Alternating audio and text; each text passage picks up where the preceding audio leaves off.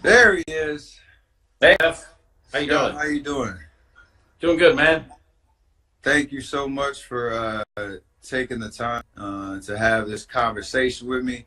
I want to introduce you to all the followers and people that are watching. This is Scott Kelly, a highly esteemed NASA astronaut. I don't want the specific title. I don't want to. I'll let you speak on that exactly your background, your history, so people can really know who you are. Yeah, that's good. That's pretty good. I'm a retired Navy captain, astronaut. Flew in space 4 times, twice on the space shuttle, twice to the International Space Station, and recently spent almost a year on board the ISS, getting home in 2016. Yeah, I'd much rather you go through that than me try to to Yeah, roll through well, the list. and I can't shoot a 3-pointer to save my life, so I think we're fair. We're That even. sounds, that sounds good.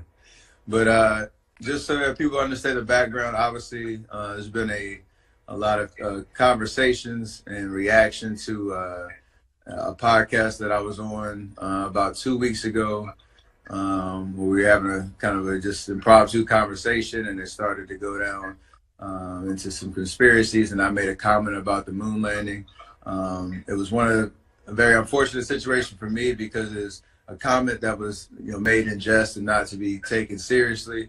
But the headlines and the reaction kind of took a life of its own, and quite honestly, you were one of the first people that reached out. Wanting to have a conversation with me in particular. And I think that was important for me to understand, one, the magnitude of, things that I say in my comments and how much weight they carry, no matter if I, am joking or not. But to really honor that in every situation that I put myself in, and, Mhm.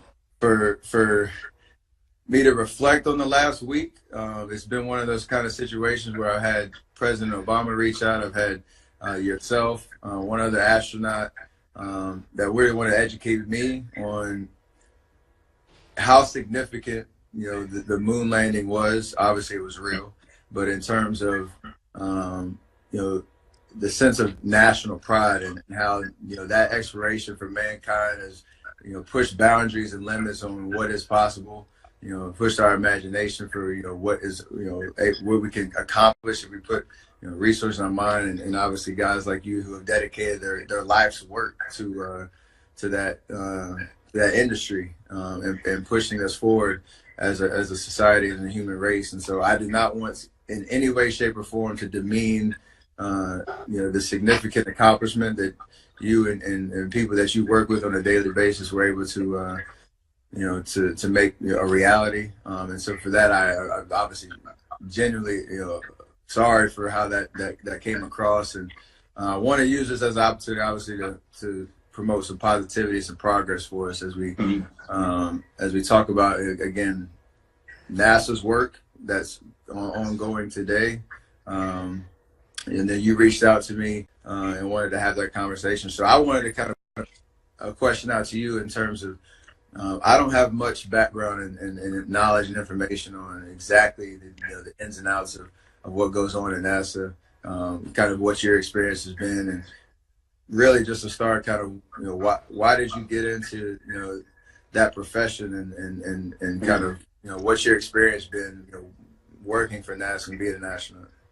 Yeah, it's interesting. I'm kind of familiar a little bit with these internet stories taking on a life of its own, because I said something recently that just went absolutely insane, and it's unfortunate, and it's like it's really hard to walk back. Um, and the other thing is, I actually get a lot of people when I do public speaking that'll bring these things up about the Right. moon and the Earth being flat, and it's funny. I get it. I think it's funny at times, but what happens is then when people believe those things, they believe the other things that are more important, like climate change not being real, and vaccines, and 9/11 being a government conspiracy theory. So that's why I recognize, and I think this is so important to have a conversation like this, because it puts our it highlights science, like you said, and science Hmm. is so important to our to our kids, to our country, to our economy. So, I got involved in this as a pilot in the Navy. At first, I flew airplanes. I actually wasn't really a great student. I'm really a good example of a guy that didn't really do too well in high school. Right. But I found some inspiration in a book and changed my life. And it made me think that I could do something much greater than myself. And I worked really hard, and I became an astronaut. And I had the privilege of flying in space a couple times. First time to the Hubble Space Telescope, long time ago. Probably, you were a little baby when I flew the first time, Yeah, 1999. Flew a second flight to build the International Space Station on the shuttle. But then, had the real privilege of my career was the time I spent for a long time in space. And about 2 years, right? Yeah, I spent 520 days total, and then but 340 days at one time. That's wild. And what we've been able to accomplish in space is just incredible. We have incredible potential, and a group of people, like you said, that just dedicate their lives to this program that they believe so much in. I think one of the good things that came out of it for me is I get to educate myself now. Obviously, having a conversation with you, hopefully in the next couple months, be able to go to the moon lab, the lunar lab, I should say, or at NASA and see up close and personal. Everything that was accomplished, over 50 years ago, understand how I myself can articulate, the findings and the experience that, again, that was accomplished there, and be able to explain to people that ask me, kind of what I believe in. So, what should I expect when I go in terms of, the experience, the people that are there, the people that work there, and kind of, getting immersed into the true history of our country? Well, are you going to go before or after you play the Rockets? I think that's important. I think it's better that you go before the game than after. I think if you go after, you might not get as good of a reception. Right, all the Rocket fans down there. But and they're my team, by the way. So go Rockets! I'm from Houston. But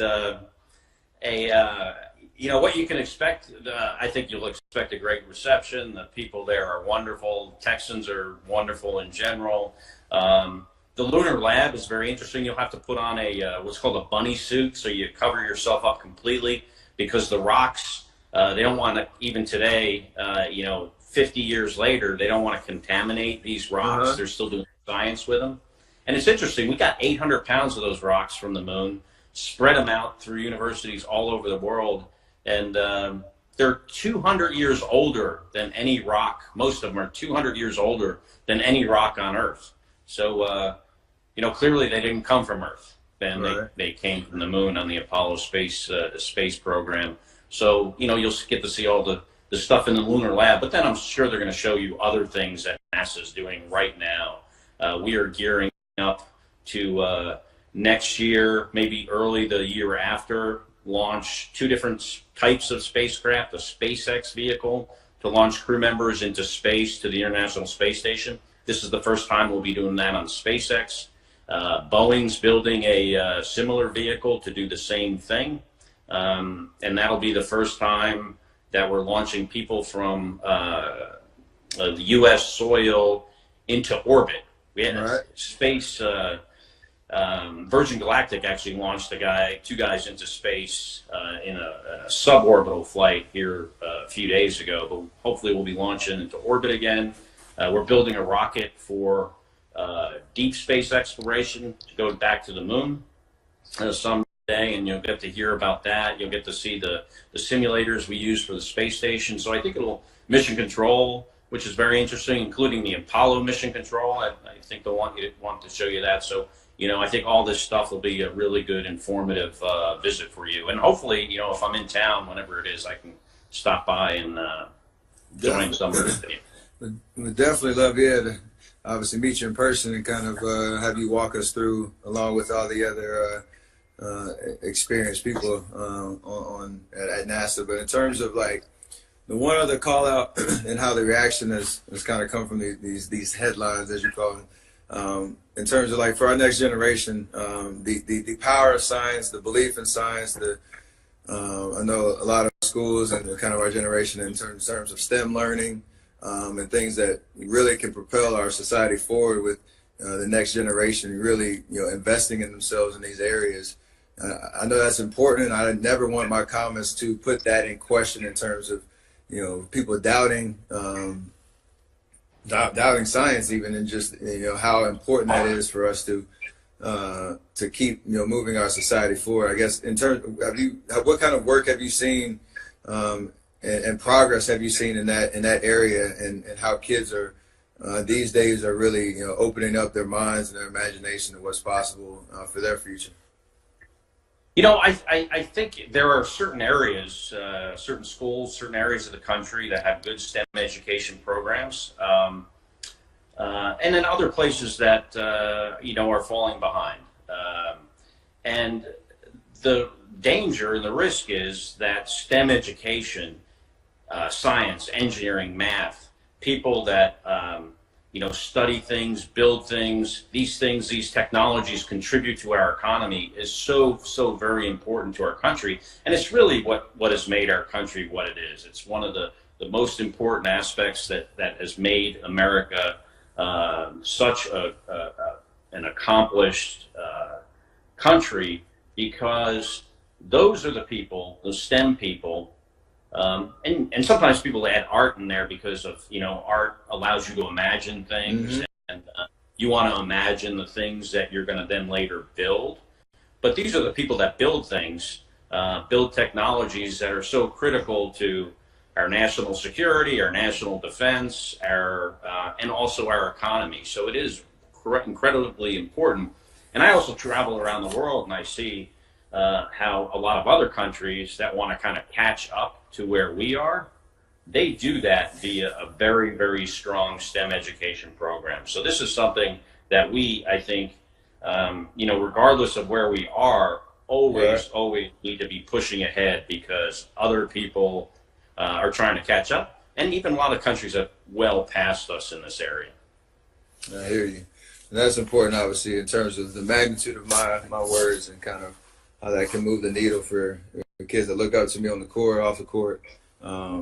That's important for people to realize, and the opportunities from career standpoints and things that they can really impact their communities in a small scale and an extremely large scale as they go forward. Not everybody's going to be in space for 2 years. Yeah. Not everybody's going to be able to be professional athletes, whatever the case is. But there's an amount of opportunity right now and things that can be extremely impactful that they should be able to aspire to be, for sure.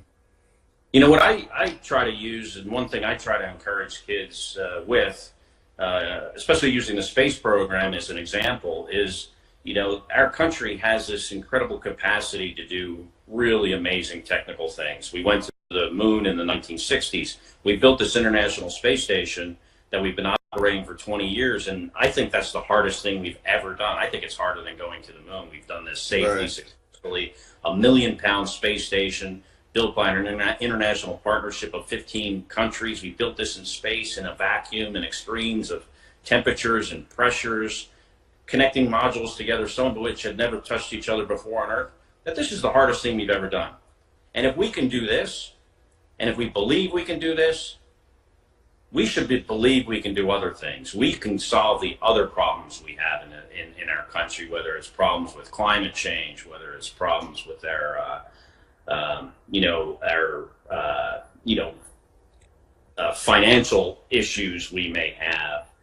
Any technical problems, or even things that are not technical, when we can prove that we can do the hardest things, well, we can then do the other things. So I use, the space program as an absolute inspiration to inspire. Basically, what I say is, if we can dream it, we can do it.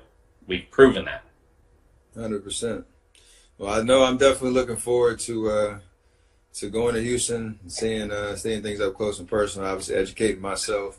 Hope that you are able to be there. Hopefully, the schedule align and some more good will come out of this, and more awareness exactly of all the great work that's going on inside of NASA. But again, thank you for taking the time to talk to me. I know it's been a wild week, and hopefully people understand exactly the true belief in our country and what we've been able to accomplish should never be put into question. And we're definitely going to make some good out of this. So thank you for your time. Yeah. I know you're a busy man, pulling in a lot of different directions. So again, appreciate that, and hopefully I'll see you down in Texas. Yeah.